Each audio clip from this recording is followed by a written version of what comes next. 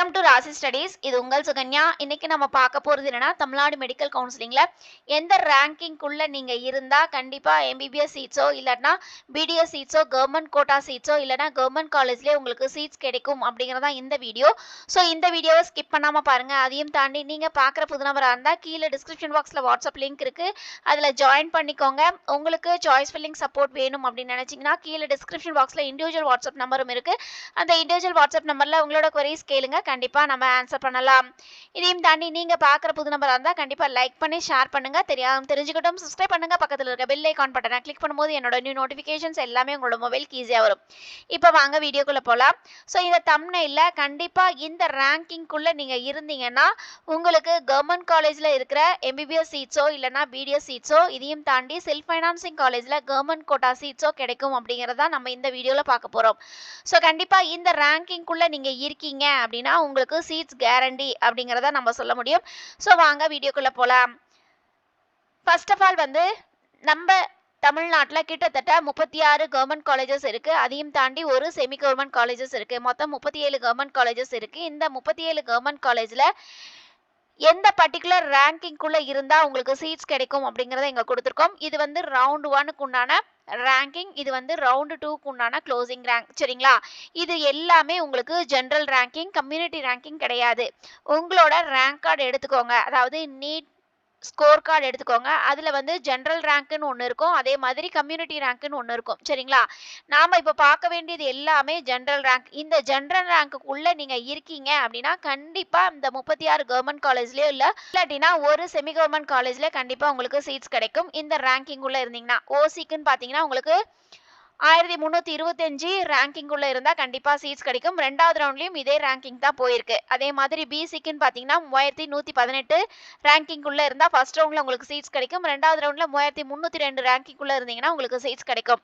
பிசிஎம்க்கு உங்களுக்கு 4013லயும் second round உங்களுக்கு 4071 வரைக்கும் உங்களுக்கு க்ளோசிங் ரேங்க்ல முடிஞ்சிருக்கு. எம்பிசிக்கு 4589ம் ரவுண்ட் 2ல 4648 வரைக்கும் க்ளோசிங் ரேங்க்ல முடிஞ்சிருக்கு. அதே மாதிரி எஸ்சிக்கு 9214 ரவுண்ட் 2ல 9392ல முடிஞ்சிருக்கு.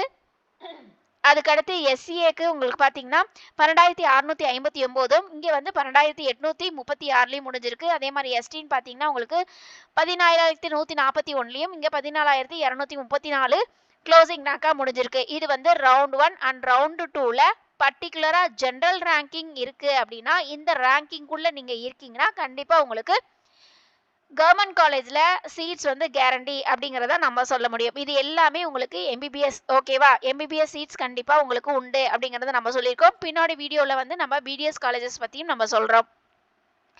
அதுக்கு அடுத்து உங்களுக்கு பர்டிகுலரா MBBS college self financing college இருக்கு. இந்த செல்ஃப் ஃபைனான்சிங் காலேஜ்ல கவர்மெண்ட் கோட்டா சீட்ஸ் இருக்கு. அந்த கவர்மெண்ட் கோட்டா சீட்ஸ்க்கு உங்களுக்கு ஃபீஸ் ஸ்ட்ரக்சர்ஸ்னு பாத்தீங்கன்னா உங்களுக்கு 4.5 லட்சம். சரிங்களா? அந்த 4.5 லட்சத்துக்கு உண்டான ஃபீஸ் ஸ்ட்ரக்சர்ஸ்ல உங்களுக்கு எந்த க்ளோசிங் ரேங்க்ஸ் இருந்தா உங்களுக்கு ரவுண்ட் 1 ஆகட்டும் சரி, ரவுண்ட் 2 ஆகட்டும் சரி கிடைக்கும் அப்படிங்கறத நம்ம இந்த வீடியோல சொல்லியிருக்கோம்.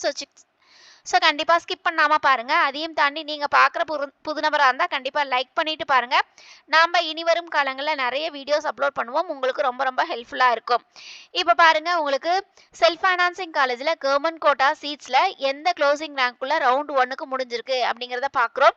ஓசிக்கு உங்களுக்கு 4166, ரவுண்ட் 2ல 4317, பிசிக்கு 6050, இங்க ரவுண்ட் 2ல 6544, அதுக்கு அடுத்து பிசிஎம்க்கு 6530, அதுக்கு அடுத்து ரவுண்ட் 2ல உங்களுக்கு 7146, எம்பிசிக்கு உங்களுக்கு 7153, இங்க 7985, எஸ்சிக்கு உங்களுக்கு 11800, அதே மாதிரி ரவுண்ட் 2ல 12003, எஸ்சிஏக்கு 15651, இங்க 16354, எஸ்டிக்கு 17090, இங்க 17090லயே முடிஞ்சிருக்கு. ஸோ இது எல்லாமே ஜெனரல் ரேங்க். சரிங்களா? கம்யூனிட்டி ரேங்க் இல்ல, ஜெனரல் ரேங்க் அப்படிங்கறத நோட்டீஸ் பண்ணிக்கோங்க. உங்களோட ஜெனரல் ரேங்க் இந்த ரேங்கிங்குள்ள இருக்கு அப்படின்னா கண்டிப்பா உங்களுக்கு சீட்ஸ் கேரண்டி.